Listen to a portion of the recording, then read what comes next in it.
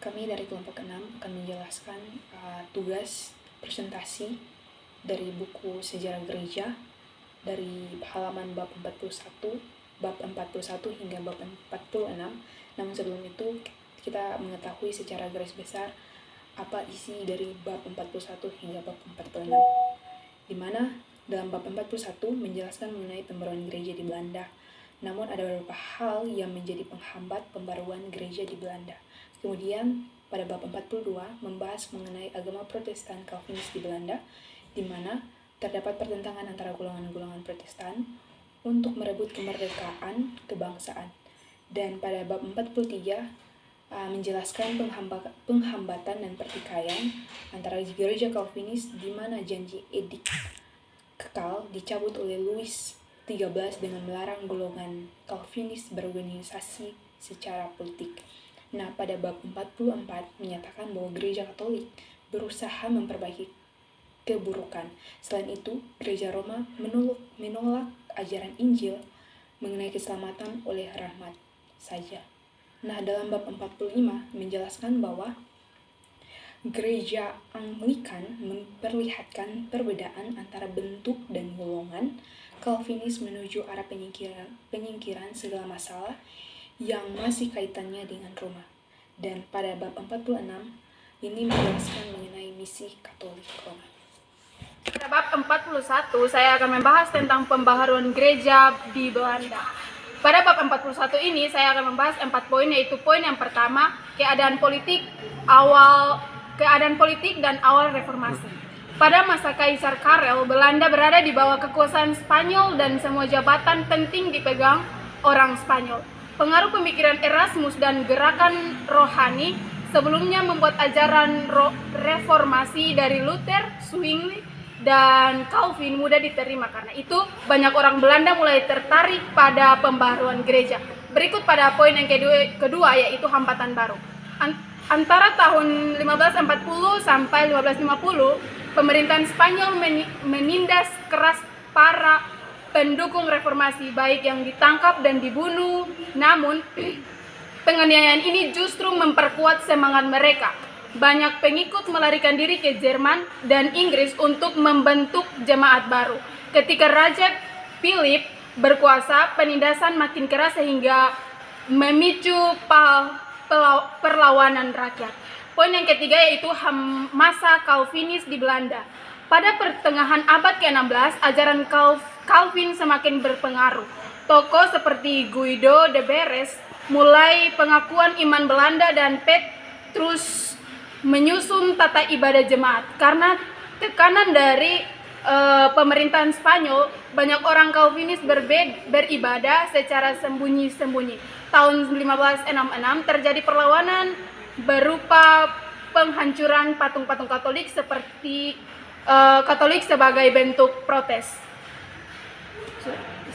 Pada poin berikut yaitu poin keempat tentang William dari Oranje dan pemberontakan Belanda. Pangeran William dari Oranje menjadi tokoh penting dalam perlawanan Spanyol. Awalnya ia pejabat kerajaan, tetapi kemudian beralih ke Calvinisme setelah melihat penindasan terhadap kebebasan beragama. William memimpin perjuangan bersama kaum Calvinis dan kelompok perjuangan Watergusen, dan berhasil mereka di Den Briel menjadi awal kebangkitan dari Belanda menuju kemerdekaan. Baik, kita akan masuk pada poin yang kelima, yaitu pertikaian Katolik Roma Hermon. Pada awalnya Katolik dan Calvinis bersama-sama bersatu melawan kekuasaan Spanyol. Namun setelah Belanda mendapat kebebasan, muncul konflik baru mengenai siapa yang berkuasa dalam agama dan politik. Kaum Calvinis yang dipimpin William menginginkan kebebasan beragama, sehingga gereja Calvinis menjadi gereja yang resmi di wilayah Holland dan Zeeland. Sementara itu, daerah yang tetap Katolik kemudian menjadi cikal bakal. Jadi kemerdekaan Belanda juga diwarnai perpecahan agama internal. Kita masuk pada poin yang berikut, yaitu poin ke-6, yaitu tentang relasi gereja dan negara. Setelah Belanda merdeka, hubungan antara gereja dan negara menjadi sangat berpengaruh. Kaum Calvinis menginginkan pemerintahan yang mengikuti prinsip ajaran Tuhan, Sedangkan gereja reformen memiliki pengaruh besar dalam pemerintahan, namun kemudian dikritik karena dianggap selalu membatasi kebebasan. Meski begitu, gereja Hermod tetap diakui sebagai gereja resmi, sementara agama lain tetap diizinkan beribadah bebas. Ajaran Calvinis masih menjadi dasar moral masyarakat Belanda. Oke, baik, kita akan masuk pada poin yang terakhir, yaitu poin ke-7, yaitu tentang organisasi gereja Hermod. Gereja Hermod tersusun dari jemaat-jemaat lokal yang dipimpin para penatua melalui sistem presbiterial, yaitu organisasi gereja ini terinspirasi dari sistem gereja Calvinis di Jenewa. Sinode nasional dibentuk untuk mengatur ajaran dan ibadah secara menyeluruh. Meski demikian, dalam praktiknya gereja masih menghadapi tantangan untuk menyatukan berbagai kelompok di seluruh wilayah Holland dan Zeeland. Bab 42, Agama Protestan Calvinis di Belanda. 1. Calvinisme dan Libertin. Pada abad ke-16, Calvinisme berkembang pesat di Belanda meskipun berada di bawah kekuasaan Katolik Spanyol. Calvinisme menekankan disiplin, kesadaran, dan ketaatan pada firman Tuhan. Namun di saat yang sama muncul gerakan libertisme yang menolak otoritas gereja dan menonjol kebebasan berpikir dan moral individu. Kaum Calvinisme umumnya berasal dari lapisan menengah bawah yang meningkatkan tata moral yang tegas, sedangkan kaum libertin berasal dari kalangan elit dan intelektual yang lebih terbuka terhadap ide-ide baru. Pertentangan antara keduanya menimbulkan konflik sosial, dan keagamaan Calvinis menuduh libertin sebagai tidak moral dan sesat, sementara libertin menilai Calvinis fanatik, dan kekerasan kepala ketegangan ini mencapai puncak yang pada peristiwa Inkolisme 1566, yaitu penghancuran patung dan lukisan religius di gereja Katolik oleh kaum Calvinis sebagai bentuk protestan terhadap penyembahan berhala. Kedua, pertikaian tentang pengakuan dan tata gereja. Setelah Belanda merdeka dari Spanyol pada tahun 1648, muncul perpecahan dalam tubuh Calvinisme antara dua kelompok besar. Kaum Gamoris pengikut Fransiskus Gamoris yang berpegang pada predestinasi mutlak. Tuhan telah menentukan siapa yang akan diselamatkan tanpa peran manusia. Kaum Armenia pengikut Yakobus Arminius yang menekankan kehendak bebas manusia dalam menerima atau menolak anugerah keselamatan. Dalam hal tata gereja, Gamoris ingin gereja independen dari campur tangan negara, sedangkan Armenia berpandangan bahwa gereja harus berada di bawah pengawasan negara agar tetap teratur. Perbedaan teologis dan politik ini menyebabkan perpecahan tajam di antara sesama pengikut reformasi di Belanda. Remonstran dan kontrak-remonstran. Setelah Yakobus Arminius meninggal pada 1609, para pengikutnya menyusun dokumen berisi 5 artikel keyakinan tentang kehendak bebas dan keselamatan yang dikenal sebagai Remonstrasi 1610. Kelompok Calvinisme ortodoks menentangkan keras ajaran tersebut dan disebut kontrak remonstra. Pertikaian antara dua kubu ini bukan hanya bersifat teologis tetapi juga meluas ke ranah politik dan sosial, menyebabkan keseluruhan dan kekerasan di berbagai kota Belanda. Untuk menyelesaikan konflik ini, pemerintah akhirnya memutuskan untuk mengadakan Sinode Dorce. Sinode Dorce 1618-1619. Sinode Dorce merupakan pertemuan besar teolog Calvinis dari Belanda dan negara lain seperti Inggris, Jerman, dan Swiss. Tujuannya adalah menyelesaikan pertikaian antara remonstra dan kontra-remonstra. Hasilnya adalah Kanon Dorce yang menegaskan 5 pokok utama Calvinisme, yaitu 1. Predestinasi mutlak, Allah telah memilih orang yang akan diselamatkan. 2. penebusan terbatas, Kristus mati hanya untuk orang-orang pilihan. Yang ketiga, kerusakan total manusia tidak dapat berbuat baik tanpa anugerah. Yang keempat, tidak dapat ditolak, orang pilihan pasti menerima anugerah Allah. Yang kelima, ketekunan orang percaya, mereka yang dipilih akan tetap setia sampai akhir.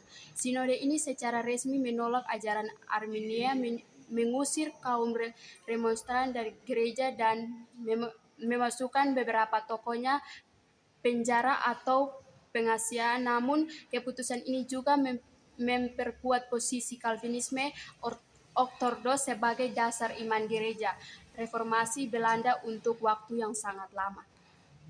Poin kelima itu nasib orang remonstran. Setelah kematian Pangeran Maurits pada tahun 1625, kaum remonstran diizinkan kembali ke Belanda. Mereka lalu mendirikan gereja sendiri, sehingga tetap eksis meskipun kalah dalam perdebatan teologis di Sinode Dordrecht. Kaum remonstran menekankan kebebasan beriman dan kehendak manusia sebagai bentuk keyakinan bahwa setiap orang bertanggung jawab atas imannya sendiri. Selanjutnya pada poin ke-6, terjemahan baru Alkitab. Dalam Sinode Dordrecht, para pemimpin gereja memutuskan untuk membuat terjemahan baru Alkitab langsung dari naskah asli Ibrani dan Yunani. Sebelumnya, terjemahan yang digunakan hanya berasal dari Vulgata Latin dan terjemahan Luther. Proyek ini dikerjakan selama 10 tahun di Leiden oleh 3 teolog, Bogerman, Homius, dan Waleus. Pemerintah Belanda mendanai proyek ini sebesar 70.000 florin. Hasilnya adalah Statenbijbel yang terbit pada 1637. Alkitab ini menjadi terjemahan resmi gereja Belanda dan berpengaruh besar selama berabad-abad. Selanjutnya pada poin yang ke-7 mengenai sesudah Dordrecht. Setelah Sinode Dordrecht, Calvinisme tetap kuat secara doktrin, tetapi semangat rohaninya menurun. Gereja menjadi kaku dan formal, lebih menekankan pengakuan iman daripada isi Alkitab itu sendiri. Iman umat menjadi resmi dan dingin, kehilangan kekuatan rohaninya. Ironisnya, kemunduran ini terjadi bersamaan dengan abad keemasan Belanda, ketika ekonomi, seni, dan budaya berkembang pesat. Namun, Calvinisme tetap membentuk karakter bangsa Belanda, disiplin, kerja keras, dan berbudaya. Yang ke-8 adalah reaksi biblistis, rasionalistis, dan pietistis. Nah, pada masa ini muncul filsafat rasional dari René Descartes dengan semboyannya "aku berpikir maka aku ada". Pemikiran ini membuat akal manusia dianggap sumber utama kebenaran.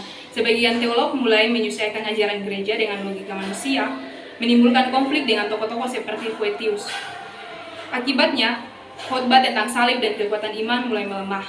Dari dasar pemikiran rasional ini, lahir gerakan pencerahan pada abad ke-18 yang akhirnya melahirkan revolusi Prancis. Sebagai reaksi terhadap kekeringan rohani, muncul gerakan piestis dipelopori oleh Joodocus van Leodestis dari Utrecht. Gerakan ini menekankan pertobatan pribadi, kelahiran baru, dan pengalaman iman. Umat didorong untuk melakukan kebaktian harian kelompok kecil untuk memperdalam iman. Namun gerakan ini juga memiliki kelemahan karena terlalu menekankan pengalaman pribadi hingga manusia menjadi pusat bukan Kristus. Selanjutnya di sini saya akan membahas bab 43 gereja Protestan di Prancis dan Jerman sampai tahun 1700. Di sini saya akan menjelaskan 4 poin. Yang pertama, penghambatan kaum Calvinis di Prancis. Pada awalnya, kaum Calvinis di Prancis yang dikenal dengan sebutan Huguenot sempat menikmati kebebasan beragama. Hal ini terjadi berkat Edik Nantes tahun 1598 yang dikeluarkan oleh Raja Hendrik IV. Namun, kebebasan itu tidak bertahan lama. Pada masa pemerintahan Louis XIII tahun 1629, sebagian hak tersebut dicabut dan kaum Calvinis dilarang berorganisasi secara politik. Kemudian di masa Louis XIV tahun 1643 sampai 1715, penghambatan semakin kuat. Ia bahkan melarang warga Calvinis meninggalkan Prancis agar tidak kehilangan rakyat yang berprinsip teguh. Poin yang kedua, pertikaian tentang pembenaran manusia atau Lutheranisme Jerman. Di Jerman muncul perdebatan tentang pembenaran manusia dalam ajaran Lutheran. Murid Luther menambahkan unsur amal dan tanggung jawab manusia dalam ajaran pembenaran oleh iman. Hal ini ditentang oleh kaum Lutheran sejati yang ingin tetap setia pada ajaran asli Lutheran. Kemudian muncul kelompok Krypton Calvinis, yaitu pengikut Melanchthon yang cenderung pada pandangan Calvin. Perselisihan ini diselesaikan dengan lahirnya formula Concordain tahun 1577 yang menegaskan ajaran Lutheran dan menolak Calvinisme. Tempat Lutheran dan Calvinis di Jerman. Tidak semua wilayah Jerman menerima formula Concordain. Beberapa daerah justru beralih ke Calvinisme. Di bawah Raja Friedrich III, dua teolog penting yaitu Olevianus dan Ursinus menyusun Katekismus Heidelberg pada tahun 1563.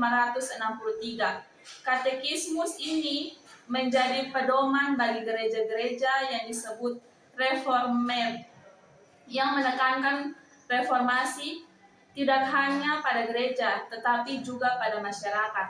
Poin yang keempat, ajaran dan hidup dalam gereja Lutheran. Dalam gereja Lutheran, ajaran ortodoks dianggap sebagai kebenaran mutlak yang berasal dari Martin Luther. Meskipun Luther tidak menulis sistem teologi secara lengkap, para pengikutnya mengatur ajarannya secara sistematis. Sikap ini dikenal dengan istilah konversionalis, yaitu keyakinan bahwa pengakuan iman tidak boleh dipertanyakan atau diubah. Berikut kita akan membahas bab 44 mengenai Gereja Katolik Roma sejak Trento sampai tahun 1700. Yang pertama, Gereja Katolik Roma di bawah pimpinan Spanyol, di mana gereja yang awalnya di bawah pimpinan Spanyol ini menolak ajaran Injil tentang keselamatan oleh rahmat saja. Semangat Yesus ini menuju pada pengembalian kuasa gereja yang lama. Di bawah pimpinan Prancis terjadi pemberontakan antara paus dan raja. Gerakan yang terpenting di bawah Gereja Katolik Roma melainkan Injil. Pandangannya ini kemudian berpengaruh besar bukan dalam Gereja Katolik Roma, tetapi dalam teologi Kristen. Berikutnya, di bawah pimpinan Yesuit, keadaan Gereja Katolik Roma kehidupan rohaninya melemah, bahkan dimatikan. Keadaan ini tentu lebih buruk dibandingkan dengan masa reformasi. Kemudian pada poin kedua, itu Gereja Katolik Roma di bawah pimpinan Prancis, di mana sejak tahun 1600 Prancis semakin berkuasa dalam sistem politik. Pada abad ke-17 terjadi perbedaan pendapat antara cita-cita kebangsaan Prancis dan cita-cita paus di Roma. Raja Louis yang ke-14 mau satu gereja nasional yang dalam masalah-masalah lahiriah dipimpin oleh raja itu sendiri, sehingga kemudian pada tahun 1682 terjadi konflik yang hebat antara raja dan paus. Konflik ini terjadi karena Raja Louis XIV berusaha membatasi kekuasaan Paus Innocentius yang ke-11. Kemudian pada poin yang ketiga mengenai Jansenisme dan Pascal. Nah, gerakan Jansenisme ini muncul pada tahun abad ke-17 dan didirikan oleh Cornelius Jansen, seorang uskup dari Belgia. Gerakan ini bertujuan mengembalikan gereja pada ajaran Agustinus dan kesalahan Kristus yang murni, seperti pada masa gereja mula-mula. Berdasarkan bukunya yang berjudul Agustinus, Jansen menentang pandangan dan praktik kaum Yesuit dalam kehidupan rohani. Biara Port Royal di Prancis menjadi pusat utama gerakan ini. Namun karena tekanan dari ordo Yesuit, Raja Prancis dan Paus, ajaran Jansenisme akhirnya dilarang pada tahun 1653 dan para pengikutnya ditindas. Salah satu tokoh penting Jansenisme adalah Blaise Pascal, seorang pemikir dan ilmuwan besar yang menulis surat-surat dari provinsi sebagai kritik terhadap kemunafikan kaum Yesuit. Dalam tulisannya, Pascal menegaskan bahwa keselamatan hanya diperoleh melalui iman kepada Tuhan, bukan karena usaha manusia. Meskipun pandangannya kurang mendapat perhatian pada abad ke-17, pemikiran Pascal kemudian berpengaruh besar dalam teologi Protestan pada abad yang ke-19. Kemudian kita lanjut pada poin yang keempat, yaitu gereja Katolik Roma di bawah pimpinan Yesuit. Nah, pada akhir abad ke-17, gerakan Jansenisme sempat muncul kembali. Namun Raja Prancis dan kaum Yesuit bekerja sama untuk menghentikannya. Biara Port Royal yang menjadi pusat Jansenisme akhirnya dibubarkan pada tahun 1710 dan ajaran mereka dilarang oleh Paus Louis yang ke-15 pada tahun 1713. Kaum Yesuit memiliki pengaruh besar dalam gereja dan berusaha menentang segala bentuk ajaran mistik atau kesalahan pribadi yang mendalam karena dianggap berbahaya. Sejak tahun 1700-an, para pengikut ajaran Katolik Roma di Prancis hanya bisa mengikuti ajaran Yesuit tanpa kebebasan untuk memilih pandangan. Saya akan menjelaskan pada bab yang ke-45 tentang Inggris pada abad ke-17, yaitu yang poin pertama, Puritanisme dan Anglikanisme. Pada abad ke-17, kehidupan keagamaan Inggris didominasi oleh dua kekuatan besar, yaitu gereja Anglikan dan kaum Puritan. Gereja Anglikan merupakan gereja resmi negara yang lahir setelah reformasi Inggris pada masa Raja Henry ke-8. Gereja ini mempertahankan sebagian unsur liturgi dan struktur kepemimpinan seperti dalam Katolik, termasuk sistem episkopal dengan uskup sebagai otoritas utama. Di sisi lain, kaum Puritan adalah sekelompok orang Protestan yang menuntut pemurnian gereja dari sisa-sisa tradisi Katolik. Mereka menolak bentuk ibadah yang dianggap tidak berdasarkan Alkitab dan menekankan kesederhanaan, pengabdian pribadi dan hidup saleh. Menurut Henricus Barkov, gerakan Puritan menuntut reformasi gereja yang lebih radikal agar kehidupan beriman menjadi lebih sederhana dan berpusat pada Alkitab. Puritanisme juga memberikan pengaruh besar secara sosial maupun politik. Nilai-nilainya menekankan etika kerja, disiplin, kesalehan, dan tanggung jawab sosial yang tidak hanya mempengaruhi kehidupan gerejawi, tetapi juga membentuk budaya masyarakat Inggris pada masa itu. Akibatnya, ketegangan antara Puritan dan Anglikan. Sebagian Puritan memilih meninggalkan Inggris dan berimigrasi ke Amerika Utara, sehingga lahirlah komunitas Puritan di koloni yang berpegang teguh pada prinsip keagamaan mereka. Poin yang kedua yaitu lahirnya revolusi. Ketegangan antara gereja negara Anglikan dan kelompok Puritan akhirnya memuncak dalam Perang Saudara Inggris pada tahun 1642 sampai 1651. Konflik ini bukan hanya persoalan politik, tetapi juga keagamaan. Raja Charles I mendukung Anglikanisme dan kekuasaan absolut, sedangkan parlemen yang banyak didominasi oleh kaum Puritan menuntut reformasi gereja dan pembatasan kekuasaan raja.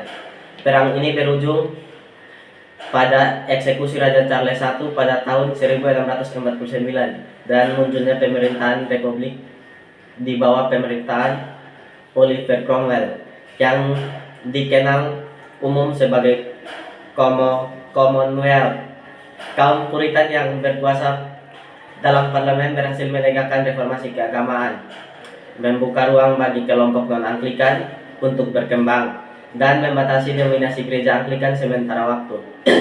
Selain itu, periode revolusi ini menanamkan ide-ide baru tentang keterlibatan rakyat dalam pemerintahan, batas kekuasaan raja, dan hubungan antara negara dan gereja. Revolusi Inggris menunjukkan bahwa konflik agama dan politik sangat terkait erat dan perubahan di satu bidang dapat mempengaruhi bidang lainnya secara signifikan. Baik, selanjutnya pada poin yang ketiga, lahirnya golongan independen. Dari situasi sosial dan keagamaan yang penuh tekanan di Inggris, muncul sebuah kelompok baru yang disebut sebagai golongan independen atau gereja independen. Kelompok ini menolak sistem kepemimpinan gereja yang hierarkis seperti yang berlaku di gereja Anglikan dan memilih organisasi jemaat yang otonom. Artinya, setiap gereja berdiri sendiri tanpa tunduk pada struktur pusat. Menurut Berkov, kelompok ini muncul dari kaum Puritan yang tidak puas dengan struktur gereja yang ada. Mereka ingin membangun gereja yang murni, berdasarkan kitab suci, bukan tradisi manusia. Gerakan ini menjadi pelopor dalam memperjuangkan kebebasan beragama dan kemandirian gereja lokal yang kelak memengaruhi bentuk-bentuk gereja-gereja modern. Pada poin yang keempat, Tolerance Acts tahun 1689. Setelah masa kekacauan dan konflik antara berbagai kelompok Protestan, Inggris akhirnya menemukan jalan tengah melalui Tolerance Acts tahun 1689. Undang-undang ini memberikan hak untuk beribadah bagi kelompok Protestan non-Anglikan seperti Baptis dan Independen, dengan syarat mereka tetap setia kepada raja. Menurut Berkhof, meskipun gereja Anglikan tetap menjadi gereja resmi negara, Tolerance Acts menandai perubahan besar menuju kebebasan hati nurani. Dari sinilah berkembang toleransi beragama dan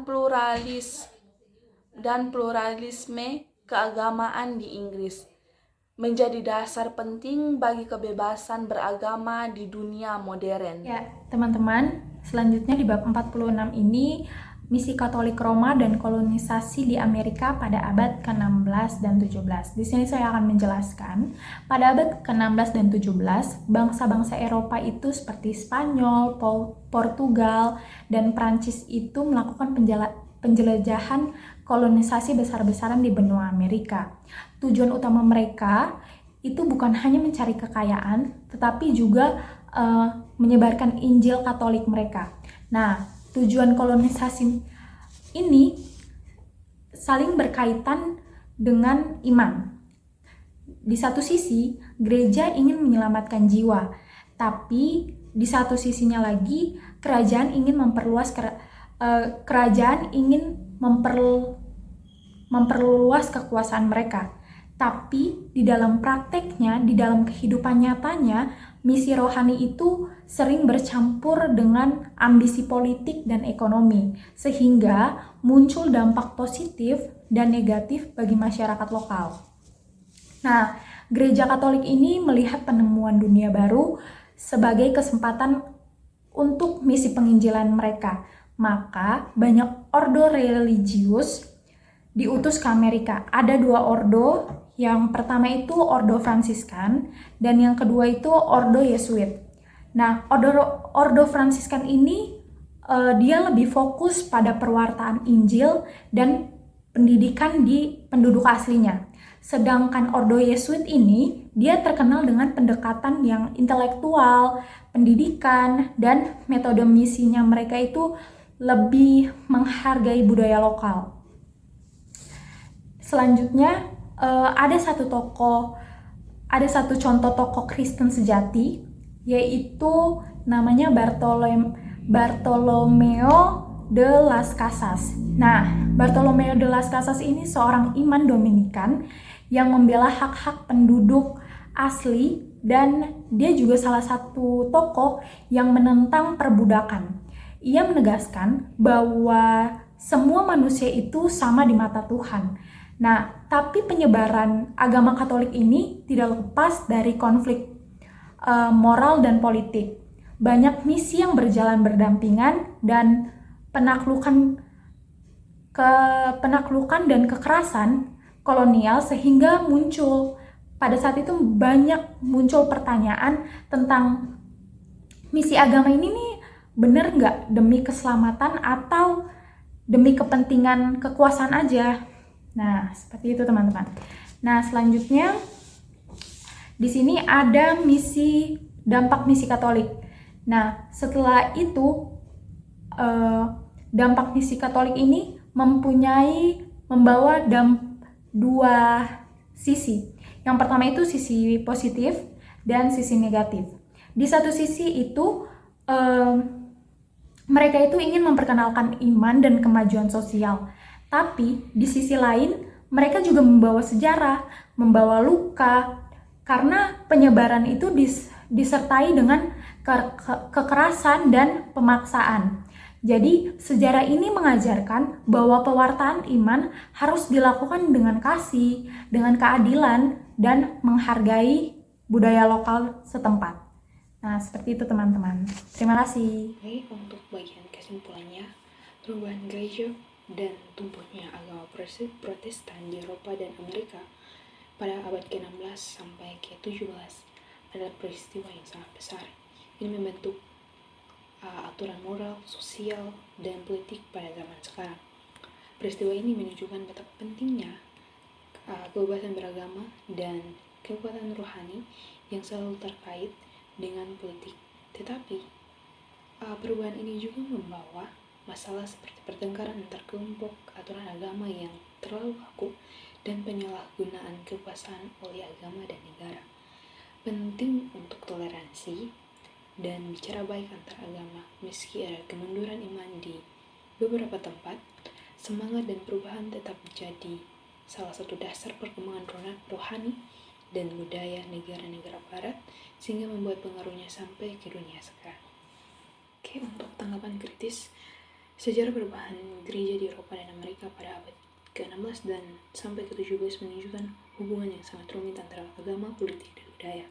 Di Belanda, kaum Calvinis melawan penindasan Spanyol dan juga bertengkar dengan Katolik Roma. William dan Orange memimpin perjuangan kemerdekaan, di mana agama bisa menyatukan atau memecah orang.